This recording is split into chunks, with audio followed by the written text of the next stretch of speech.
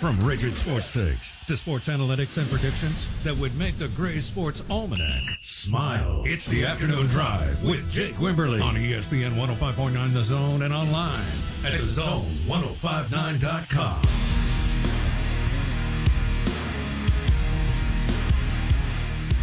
We're brought to you by the MHSAA. Hey, right now, if you're looking to be an official, regardless of whatever sport it may be, the MHSAA wants you to give them a call, 601-924-6400, or head over to the website, misshsaa.com. That's MISSHSAA.com. Become official, give back to the community with the MHSAA, and we're brought to you by Cut Above Whiskey, part of the Crenton Distillery in the Kiln, Mississippi made. Steve Robertson is made from Mississippi as well and covers Mississippi State. He's on your radio right now. Steve, welcome in. How are you? Man, I'm grand, Jake. It's been an eventful day. You know, a lot of people that really weren't paying attention to Mississippi State are, and so a lot of requests for radio today. So I've talked to a lot of people like you, but nobody nearly as good as you. Thank you, Steve. You're a gentleman and a scholar, sir. All right, Will Rogers, and we were joking, and Beaver told me to calm down a little bit. I was just joking in the first hour saying, hey, where are the people that said this young man can't play football? I mean, and not just he, but the receivers look different. The line looks different. These running backs run extremely hard, and everybody is on the same page now. Now, the slow starts still are kind of a head-scratcher for Mississippi State, but one of the things that you noticed about this football team this year is the moxie of this team going on the road to win at Texas A&M, going on the road, of course, to win at Vanderbilt, should have won a game on the road at Memphis, going on down to the Plains and down mightily, 28-3. The worst score that you can ever be down off in football, I guess, in the NFL and college, maybe even high school. This team's moxie, it mirrors the quarterback, the coach, and everybody looks to be in unison with it. Well, they're 2 plays away from being 5-0 on the road. You know, and that's remarkable to think about, and that goes down to coaching. You know, that goes down to getting the guys prepared to play, and then keeping them locked in when things go poorly. You know, that there are going to be a couple things every ball game that go against you, and how you're mentally prepared to deal with that often determines the outcome of the ball game. And you're exactly right in what you say. I mean, you know, Will has gotten better. Of this, there is no doubt. But also the players around him have gotten better, and he benefits from that improvement as well. And so, you know, we're seeing Will Rogers and his Bulldog offense kind of grow up before our eyes. Steve Robertson is on your radio. Make sure to find him on Twitter at ScoutSteveR. Of course, check him out, genespage247sports.com. And, of course, he's on Facebook and his podcast and everywhere else. All right, so Malik Heath, real big day, 5 catches, 74 yards, and a touchdown. He kind of disappeared over the last 3 or 4 weeks. And Mike Leach has talked about Malik Heath, and we've talked about Malik Heath from right here in Jackson. You want to say, of course, after a 9-catch, 88-yard performance against Memphis that the light's on. And then he had a great day against LSU, and then he kind of disappeared. But in this offense, receivers can disappear on given weeks. Malik Heath's performance, has he officially balled in? Is the light on for him? You know, that's a great question. You know, he is arguably Mississippi State's most physically gifted receiver. You know, an incredible catch radius, runs well after the catch, really strong, competes for the football. And I don't know if there's anybody on that team that is more excited to play than Malik Heath. And so when he is on, Mississippi State is on. And what we saw Saturday, I think, is a pretty good, indication of what he can do, when he's motivated and locked in.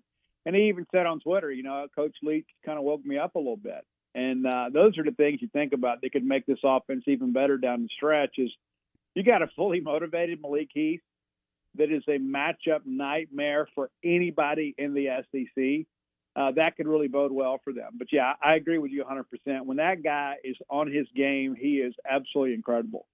So, Steve, when you look at this offense and of course, Rodgers and the way he's played, you see the way the receivers have played, what is the next progression for this air raid unit that Mike Leach has now in year 2 in Starkville? Because I've said it before, I don't think that we are even close to the finished product for where Mike Leach wants this to be.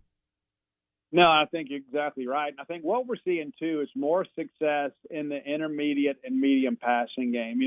That's where I think this offense has made a jump is they have kind of been patient and taken what the defense has given them. And then what happens is the defense gets impatient. You saw that Saturday. It's like all of a sudden, the train is kind of rolling against you if you're Auburn.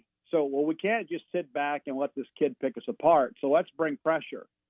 Okay, cool. We're going to bring 4. Then we're going to bring 5. Well, then we leave our guys out there on an island in man-to-man coverage, and then Will Rogers is still in a very catchable ball, and his guys are delivering for him.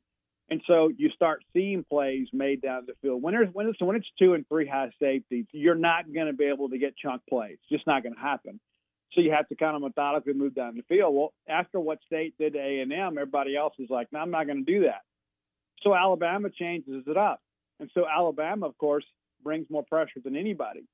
And that's what Kentucky's done. That's what Vanderbilt's tried to do. Everybody's tried to mimic what Alabama did. The difference is you don't have that same caliber of athlete. And so State's been able to victimize those teams because the offensive line has been able to pick that up with like greater regularity. Steve, I got a question here from White Denzel on our Cowboy Millennials text line. He wants to know, can you give more information on State's new kicker or the kicker position in general that Mike Leach has openly talked about? Well, they're still going to have some more kicks. They had some people come out last week, and they're going to bring some guys back to kick this week. But it's about depth. I mean, Brandon Ruiz is the guy when he's healthy. He's not healthy at this point, and that kind of played a factor at Arkansas a little bit too. He wasn't quite 100%, and I think it's kind of been a recurrence of an earlier deal because he came back and actually kicked really well against Alabama. Nolan McCord, I was told he had a good week last week, and he actually had a good weekend. He did have the one kick that went off the upright, but a lot better form, and I think he's the guy. And, of course, State increased the level of difficulty for him on a couple of extra points with a couple of holding calls, to be honest with you. And the kid just kind of calmly stepped up and knocked it on through. So, it's still a work in progress, but I think it's better than it has been. And I think, and Jake, this too from being around sports as long as you have, sometimes you do things to motivate your team, and I believe that's what this kicker tryout thing is. This is, hey, listen, we can always bring in somebody else. You're a walk-on. We can get another guy where we found you. And so that's how life is sometimes. You have to kind of threaten. Maybe guys have gotten a little bit comfortable, and I think Nolan McCord really responded. But I still think Brandon Ruiz is the guy when he's healthy. Steve, when you look kind of projecting, because Mississippi State will get a win, you would think, against Tennessee State. The Egg Bowl should be fun. I mean, State's going to a bowl for 12th straight year. Next year, the quarterback's back, the receivers for the bulk are back, running backs are back. What does the offensive line look like or project next year for Mississippi State? Well, that's kind of interesting, too. LaQuinston Sharp is the guy that is really kind of coming to his own this year as a center. And there is the possibility that he gets into the year. He tore his ACL his second year at East Mississippi Community College. And so there's a possibility he could get a medical hardship year, and that answers a lot of problems for you. You get him back. Cole Smith could stay at right guard. Cam Jones is a guy that we know is going to handle the left guard position. Right guard is Scott Lashley. So the tackle positions are going to be kind of in a flux because, listen, Charles Cross is rated as one of the top 10 prospects in the upcoming draft. He's not coming back. As much as he loves Mississippi State and the great experience he's had, you don't walk away from that kind of money. So anybody expecting him to come back is going to be disappointed. So you got to figure out the tackle spots. Albert Reese is a guy that will probably see some significant playing time this weekend. I think he is probably your heir apparent at right tackle. And they're chasing Percy Lewis out of Mississippi Gulf Coast Community College, currently committed to Oregon. He's a guy because he is a January guy, come in to be a factor and could be a starter next year at left tackle. So still some things to work out. Steve, let's get you on your way with this question. A little recruiting here as the Bulldogs have 16 hard commits.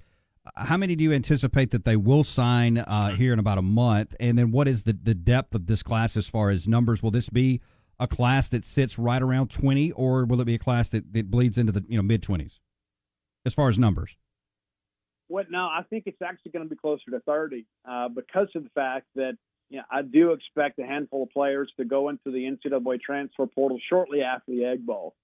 And that's not necessarily dissatisfaction with the program, but you only get a short time in life to play. And there's some guys here that are going to struggle to see the field, and I think they realize that. And you've got some other guys, too, that, are a little bit older that are down the depth chart that, plan to go to grad school or something. And so that's like, hey, let me give myself another chance. And so I think you're going to see a handful of guys leave.